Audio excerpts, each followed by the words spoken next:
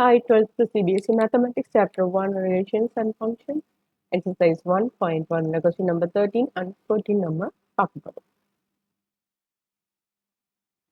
Question number 13.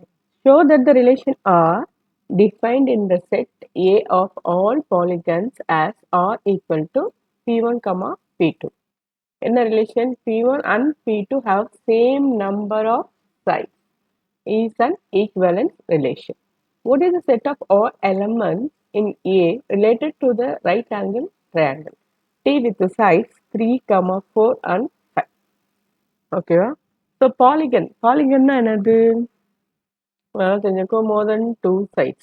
ஓகேவா? So எல்லாமே ஜாயினாக இருக்கணும். அதுதான் வந்து என்னது பாலிகன்.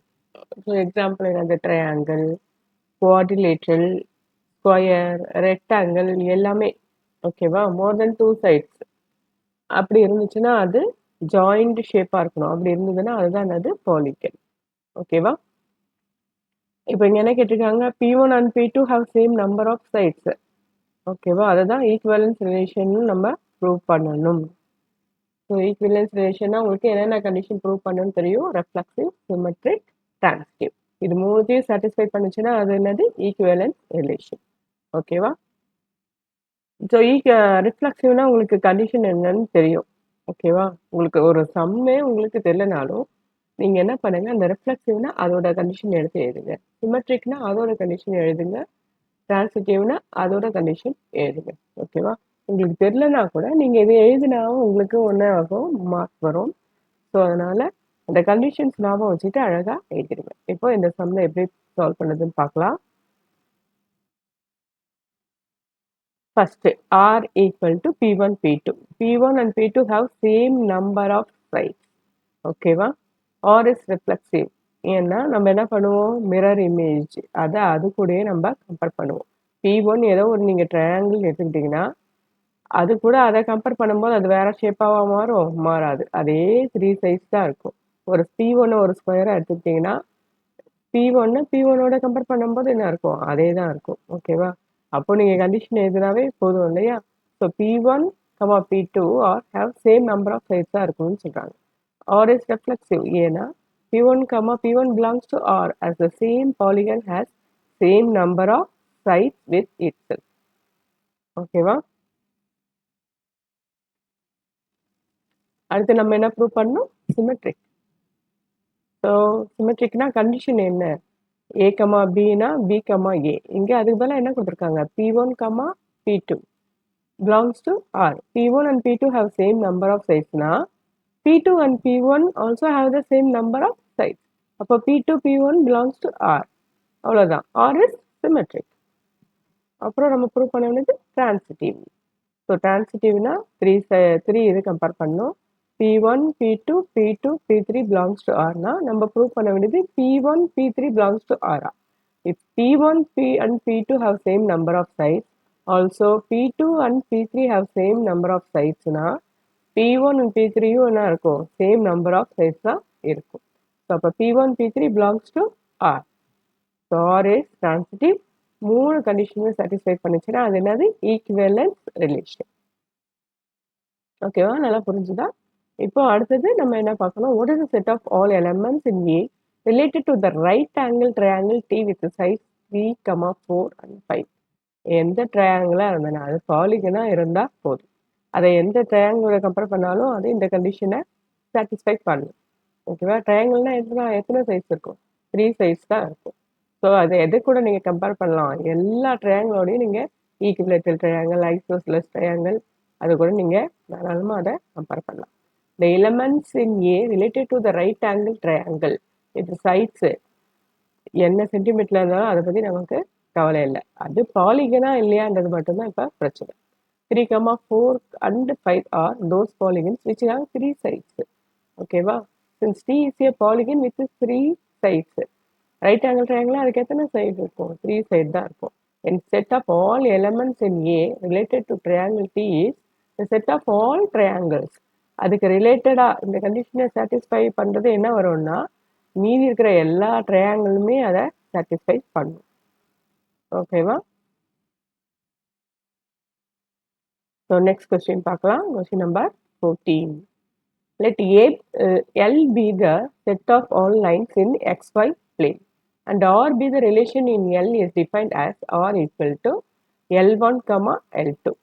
ஸோ L1, L2 ரெண்டு லைன் எடுத்துக்கிறோம். இப்போ அதுக்குரிய ரிலேஷன் என்னன்னு பார்த்தீங்கன்னா L1 is parallel to L2. Show that R is an equivalent relation.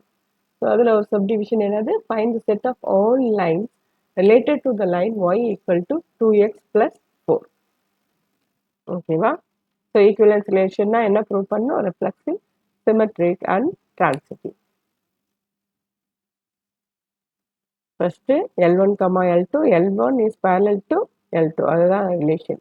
அப்போ ரிஃப்ளெக்சிவ்னா என்னது? அந்த லைனை அந்த லைனோடய நீங்கள் கம்பேர் பண்ணி பார்க்கணும். கண்டிப்பாக L1 ஒரு லைன் இருந்தால் அதுக்கு அந்த லைன் என்னவாக தான் இருக்கும்? பேரலாக தான் இருக்கும். So R is reflexive as any line L1 is parallel to itself, that is L1, L1 belongs to R. அடுத்தது symmetric. L1, L2 belongs to R. L1 is parallel to L2னா L2 என்னவா இருக்கும்? கண்டிப்பாக parallel to L1 தான் இருக்கும். So L2, L1 belongs to R. R is symmetric. நீங்கள் வேணால் ஒரு line போட்டு பாருங்க. ஓகேவா? ஒரு லைன் போட்டுக்கோங்க. L1, இது L2, ஓகேவா? இது L1, இது என்னது? L2. ஸோ L1ம் L2 பேரலல்னா L2 L1ம் கண்டிப்பாக என்னவாக தான் இருக்கும்? பேரலாக தான் இருக்கும். ஸோ இது வந்து என்னது? சிமெட்ரிக். அடுத்து நம்ம என்ன செக் பண்ணணும்? டிரான்சிட்டிவ். ஸோ நான் L1, L2, L2, L3 belongs to R. அப்போ நம்ம என்ன ப்ரூவ் பண்ணணும்? L1, L3யும் பேரலாக இருக்கா இல்லையா? அதுதான் நம்ம ப்ரூவ் பண்ணணும். L1 is parallel to L2, L2 வந்து parallel to L3. ஓகேவா? அப்போ L1ம் L3யும் பேரலாக இருக்குமா? இருக்கா? இருக்கு. அவ்வளோதான். L1 is parallel to L3. So அப்போ அது என்னது? டிரான்சிட்டிவ். இப்போ ரிஃப்ளெக்சிவ், சிமெட்ரிக், டிரான்சிட்டிவ் எல்லாமே சாட்டிஸ்ஃபை பண்ணுச்சுன்னா அது என்னது? Equivalent relation. ஓகேவா? இப்போ இங்கே என்ன ஒரு சப்டிவிஷன் கொடுத்துருக்காங்க? Find the set of all lines related to line y equal to 2x plus 4. ஓகேவா? So the set of all lines related to the line y equal to 2x plus 4 is the set of all lines that are parallel to the line y equal to 2x plus 4. இப்போ நம்ம என்ன கண்டுபிடிக்கணும்? இந்த லைனுக்கு பேரலாக இருக்கிற எல்லா லைனும் நம்ம கண்டுபிடிக்கணும். y equal to 2x plus 4ன்னு இருக்கு இல்லையா? அதுக்கு பேரலாக இருக்கிற லைன்ஸ். ஸோ ரெண்டு லைன் பேரல்னு எப்போ நம்ம சொல்லுவோம்னா M1 ஈக்குவல் டு M2, அதாவது ஸ்லோப்ஸ் ஈக்குவலாக இருந்துச்சுன்னா அந்த ரெண்டு தான் நம்ம என்ன பண்ணுவோம்? பேரலல்னு சொல்லுவோம். ரெண்டு லைன் பர்பண்டிகுலர்னா நீங்கள் உங்களுக்கு தெரியும் condition M1 into M2 equal to -1. ஓகேவா? ஸ்லோப்பு. அப்போ பேரலல்னா என்ன condition? M1 equal to M2, அதாவது ஸ்லோப்ஸ் ஈக்குவலாக இருந்துச்சுன்னா அந்த ரெண்டு லைனையும் நம்ம என்னன்னு சொல்லுவோம்? பேரலல்னு சொல்லுவோம். ஓகேவா? இப்போ ஸ்லோப் வந்து ஈக்குவலாக இருந்தால் போதும். இப்போ y equal to 2x plus 4க்கு parallel line என்னன்னு பார்த்தீங்கன்னா same slope. The line parallel to the given line is of the form y equal to 2x plus c. Constant மட்டும்தான் மாறும். ஸோ அதை நீங்கள் சியோ கேயோ எது வேணாலும் நீங்கள் எடுத்துக்கலாம். y equal to 2x plus c, where c belongs to R. Hence the set of all lines related to the given line is given by y equal to 2x plus c, where c belongs to R. ஓகேவாம்மா? புரிஞ்சுதா? Thank you.